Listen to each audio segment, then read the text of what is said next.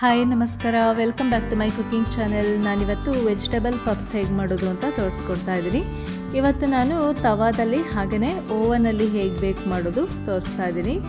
ಇದನ್ನು ಮಾಡಲಿಕ್ಕೆ ಏನೇನು ಬೇಕು ಅಂತ ನೋಡೋಣ. ಈಗ ನಾನಿಲ್ಲಿ 1 ಕಪ್ ಮೈದಾ ಹಿಟ್ಟು, 1 ಕಪ್ ಗೋಧಿ ಹಿಟ್ಟನ್ನು ತೊಗೊಂಡಿದ್ದೀನಿ. ಅದಕ್ಕೆ 1 ಟೀ ಸ್ಪೂನ್ ಉಪ್ಪನ್ನು ಹಾಕಿಬಿಟ್ಟು ಈ ಥರ ಜರಡಿ ಹಿಡ್ಕೊಂಡಿದ್ದೀನಿ.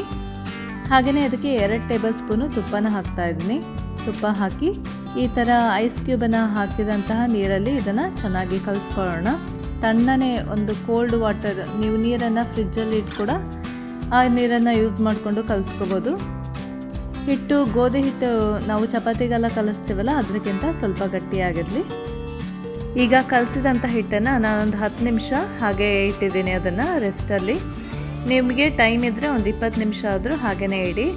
ಹಾಗೆಯೇ ಈ ಡಫನ್ನು ಮಾಡಲಿಕ್ಕೆ ನೀವು ಫುಲ್ಲು ಮೈದಾ ಹಿಟ್ಟನ್ನು ಕೂಡ ಯೂಸ್ ಮಾಡ್ಕೋಬೋದು. ನಾ ಇಲ್ಲಿ ಅರ್ಧ ಗೋಧಿ ಹಿಟ್ಟನ್ನು ತೊಗೊಂಡಿದ್ದೀನಿ.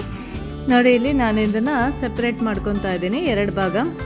ಆಯಿತಾ, ನೀವು ಹಾಗೆಯೇ ಮಾಡ್ಕೊಳ್ಬೋದು. ಹಾಗೆ ಒಂದರಲ್ಲೇ ಮಾಡಿಕೊಂಡ್ರೆ ಜಾಸ್ತಿ ಲೇಯರ್ ಕೂಡ ಬರುತ್ತೆ, ಚೆನ್ನಾಗಿರುತ್ತೆ ತಿನ್ನಲಿಕ್ಕೆ. ನೋಡಿ, ಇಲ್ಲಿ ಮೊದಲಿಗೆ ಈ ಥರ ಮಾಡಿಕೊಂಡು ಬೆಣ್ಣೆಯನ್ನು ಅಪ್ಲೈ ಮಾಡ್ಕೊಂಡಿದ್ದೀನಿ.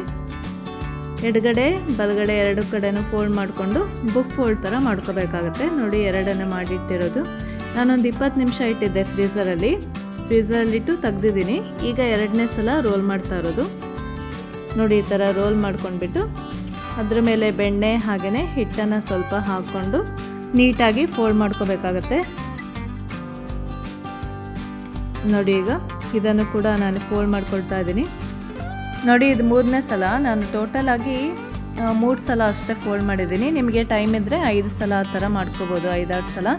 ಆವಾಗ ಲೇಯರ್ ಚೆನ್ನಾಗಿ ಬರುತ್ತೆ, ಹಾಗೆ ತಿನ್ನಲಿಕ್ಕೂ ಕೂಡ ತುಂಬ ಚೆನ್ನಾಗಿ ಅನಿಸುತ್ತೆ. ನಾನು 3 ಲೇಯರ್ ಮಾಡಿರೋದು. ನೋಡಿ, ಇದು 3ನೇ ಸಲ ಮಾಡ್ತಾ ಇದ್ದೀನಲ್ಲ, ಸ್ವಲ್ಪ ಚೌಕ ಥರ ಮಾಡ್ಕೋಬೇಕಾಗತ್ತೆ. ನೋಡಿ, ಈ ಥರ ಮಾಡ್ಕೊಂಡ್ಬಿಟ್ಟು ಮತ್ತೆ ನಾನು ಇದನ್ನು ಫ್ರೀಝರಲ್ಲಿ ಇಡ್ತಾ ಇದ್ದೀನಿ. ಈ ಪಫ್ನಲ್ಲಿ ಹಾಕಲಿಕ್ಕೆ ಫಿಲ್ಲಿಂಗ್ನ ರೆಡಿ ಮಾಡ್ಕೊಳ್ಳೋಣ. ಈಗ ಇಲ್ಲಿ 1 ಟೇಬಲ್ ಸ್ಪೂನ್ ಶುಂಠಿ ಬೆಳ್ಳುಳ್ಳಿ ಪೇಸ್ಟು, 1 ಈರುಳ್ಳಿ, 1 ಕ್ಯಾರೆಟು, ಎಲೆಕೋಸು 1 ಕಪ್ಪು, ಹಾಗೆಯೇ ಬಟಾಣಿ ಕಾಳನ್ನು ಅರ್ಧ ಕಪ್ ತೊಗೊಂಡಿದ್ದೀನಿ. ಈಗ ಪಲ್ಯಕ್ಕೆ 1 ಟೀ ಸ್ಪೂನು ಜೀರಿಗೆ ಹಾಕ್ಕೊಂಡಿದ್ದೀನಿ. ಹಾಗೆಯೇ ಶುಂಠಿ ಬೆಳ್ಳುಳ್ಳಿ ಪೇಸ್ಟು ಸ್ವಲ್ಪ ಹಸಿ ಫ್ಲೇವರ್ ಹೋದ್ಮೇಲೆ ಅದಕ್ಕೆ 1 ಹೆಚ್ಚಿದ ಈರುಳ್ಳಿ ಹಾಕ್ಕೊಂಡಿದ್ದೀನಿ. ಹಾಗೆಯೇ ಬಟಾಣಿ ಕಾಳನ್ನು ಹಾಕ್ಕೊಂಡ್ಬಿಟ್ಟು ಸ್ವಲ್ಪ ಬಾಡಿಸ್ಕೊಂಡು, ನೋಡಿ, ಈಗ ಬಟಾಣಿ ಕಾಳನ್ನು ಸ್ವಲ್ಪ ಫ್ರೈ ಮಾಡಿಕೊಂಡು ಅದಕ್ಕೆ ಕ್ಯಾರೆಟು ಹಾಗೆ ಹೆಚ್ಚಿದ ಎಲೆಕೋಸನ್ನು ಹಾಕ್ಕೊಂಡಿದ್ದೀನಿ. ಹಾಗೆಯೇ ಸ್ವಲ್ಪ ಕೊತ್ತಂಬರಿ ಸೊಪ್ಪು ಕೂಡ ಹಾಕೊಳ್ಳೋಣ. ಹಾಗೆ 1 ಟೀ ಸ್ಪೂನ್ ಉಪ್ಪನ್ನು ಹಾಕಿದ್ದೀನಿ. ಹಾಗೆಯೇ 1 ಟೀ ಸ್ಪೂನು ಖಾರದ ಪುಡಿ, ಹಾಗೆಯೇ 1/4 ಟೀ ಸ್ಪೂನು ಗರಂ ಮಸಾಲ ಪುಡಿಯನ್ನು ಹಾಕ್ಕೊಂಡಿದ್ದೀನಿ. ನೀವು ಅರಿಶಿನ ಪುಡಿ ಕೂಡ ಹಾಕ್ಕೊಳ್ಬೋದು. ಹಾಗೆ ಧನಿಯಾ ಪುಡಿ ಬೇಕು ಅಂದರೂ ಕೂಡ ಹಾಕ್ಕೊಳ್ಬೋದು. ಹಾಗೆಯೇ ಜೀರಿಗೆ ಪುಡಿ ಕೂಡ ಹಾಕ್ಕೊಳ್ಬೋದು. ನೋಡಿ, ನಿಮಗೆ ಯಾವ ಥರ ಸ್ಪೈಸಸ್ ಬೇಕು ಹಾಕ್ಕೊಂಡು ಮಾಡ್ಕೋಬೋದು. ಹಾಗೆಯೇ 1 ಟೇಬಲ್ ಸ್ಪೂನ್ ಬೆಣ್ಣೆ, ಹಾಗೆಯೇ ಸ್ವಲ್ಪ ನಿಂಬೆ ರಸ ಕೂಡ ಹಾಕ್ಕೊಂಡಿದ್ದೀನಿ. ಇಲ್ಲಿ ಫ್ರೀಝರಲ್ಲಿ ಇಟ್ಟಿದ್ವಲ್ಲ, ಅದನ್ನೀಗ ತೆಗ್ದಿದ್ದೀನಿ. ನೋಡಿ, ಆ 1ರಲ್ಲೇ ಈಗ ಅರ್ಧ ಕಟ್ ಮಾಡ್ಕೊಂಡಿದ್ದೀನಿ. ಕಟ್ ಮಾಡಿ ಈ ಥರ ರೋಲ್ ಮಾಡಬೇಕಾಗತ್ತೆ. ನೀವು ಒಂದು ಸ್ವಲ್ಪನೇ ದೊಡ್ಡನೇ ಮಾಡ್ಕೊಳ್ಳಿ, ಸೈಜು ಫಿಲ್ ಮಾಡಲಿಕ್ಕೆ ಚೆನ್ನಾಗಾಗುತ್ತೆ. ಹಾಗೆಯೇ ಲೇಯರ್ ಕೂಡ ಜಾಸ್ತಿ ಮಾಡ್ಕೋಬೋದು. ಟೈಮ್ ಇದ್ದಾಗ ಮಾಡ್ಕೋಬೇಕಾಗತ್ತೆ, ನೀಟಾಗಿ ಮಾಡ್ಕೋಬೋದು. ನನಗೆ ಸ್ವಲ್ಪ ಟೈಮ್ ಇರಲಿಲ್ಲ, ಅದಕ್ಕೆ ಬೇಗನೆ ಮಾಡ್ಕೊಳ್ತಾ ಇದ್ದೀನಿ. ಹಾಗೆಯೇ ಲೇಯರ್ಸ್ ಕೂಡ ಒಂದು 3 ಲೇಯರ್ ನಾನು ಮಾಡಿರೋದು. ನೋಡಿ, ಈ ಥರ ಫಿಲ್ ಮಾಡ್ಕೋಬೇಕಾಗತ್ತೆ. ನೋಡಿ, ಸ್ವಲ್ಪ ನೀರನ್ನು ಹಚ್ಕೊಂಡ್ಬಿಟ್ಟು ಅದನ್ನು ಜಾಯಿನ್ ಮಾಡಬೇಕು. ಈಗ ಅದಕ್ಕೆ ಹಾಲನ್ನು ಅಪ್ಲೈ ಮಾಡ್ಕೊಳ್ತಾ ಇದ್ದೀನಿ. ನೀವು ತುಪ್ಪ ಹಚ್ಕೋಬೋದು, ಹಾಲನ್ನು ಹಚ್ಕೋಬೋದು, ಅಥವಾ ಈ ಎಗ್ಗಿನ ಬಿಳಿ ಬರುತ್ತಲ್ಲ ಅದನ್ನು ಕೂಡ ಹಾಕ್ಕೊಳ್ಬೋದು, ಎಗ್ ವೈಟು. ನೋಡಿ, ಇಲ್ಲಿ ಓವನಲ್ಲಿ ಬೇಕ್ ಮಾಡ್ಕೊಳ್ತಾ ಇದ್ದೀನಿ. ಈಗ ಉಳಿದಿರ್ತಕ್ಕಂಥ ಹಿಟ್ಟನ್ನು ಕೂಡ ಈಗ ರೋಲ್ ಮಾಡಿಕೊಂಡು ಅದಕ್ಕೂ ಒಂದು ಶೇಪ್ ಕೊಡೋಣ. ನೋಡಿ, ಈಗ ಮಧ್ಯ ಕಟ್ ಮಾಡ್ಕೊಳ್ತಾ ಇದ್ದೀನಿ. ನೋಡಿ, ಈ ಶೇಪು ಕೂಡ ತುಂಬ ಚೆನ್ನಾಗಿರುತ್ತೆ ಪಫು. ನೀವು ಈ ರೀತಿಯೂ ಕೂಡ ಟ್ರೈ ಮಾಡಿ ನೋಡಿ. ಈ 1 ಸ್ಲೈಸಲ್ಲಿ ಈ ಥರ ಮಾಡಿದ್ದೀನಲ್ಲ, ಅದರ ಮೇಲ್ಗಡೆ ಪಲ್ಯ ಹಾಕಿಬಿಟ್ಟು ಇನ್ನೊಂದರಿಂದ ಈ ಥರ ಮುಚ್ಕೋಬೇಕಾಗತ್ತೆ. ಮುಚ್ಚಿ ಹಾಗೆ ಇದನ್ನು ಸ್ಪೂನ್ ಸಹಾಯದಿಂದ ಈ ಥರ ರೋಲ್ ಮಾಡ್ತಾ ಇದ್ದೀನಿ. ಆಯಿತಾ, ನಿಧಾನಕ್ಕೆ ಈಗ ತೆಗೀರಿ ಆ ಸ್ಪೂನ್ನ. ನೋಡಿದ್ರೆ ಈ ಥರ ಶೇಪಲ್ಲಿ ಬರುತ್ತೆ. ಇದು ಕೂಡ ತುಂಬ ಚೆನ್ನಾಗಿರುತ್ತೆ ಬೇಕ್ ಮಾಡಿದ್ಮೇಲೆ. ಹಾಗೆಯೇ ಇನ್ನೊಂದು ರೀತಿ ಇದು. ಹಾಗೆಯೇ ಸೈಡಿಗೆ ಫೋಲ್ಡ್ ಮಾಡೋದು.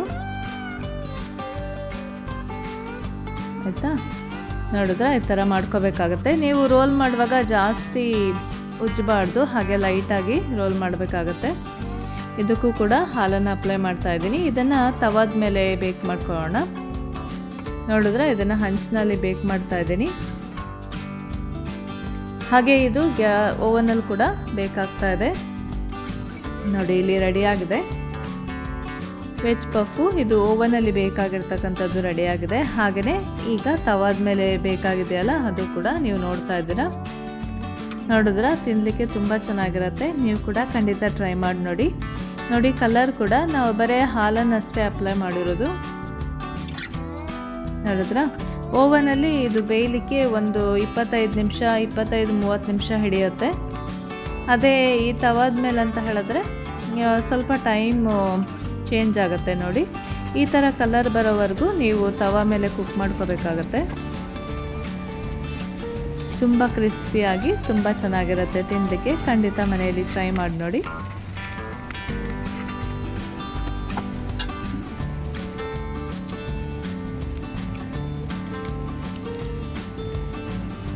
ಓಕೆ ಫ್ರೆಂಡ್ಸ್, ಇನ್ನೊಂದು ರೆಸಿಪಿ ಜೊತೆ ಮತ್ತೆ ಭೇಟಿಯಾಗೋಣ. Thank you so much for watching. Bye.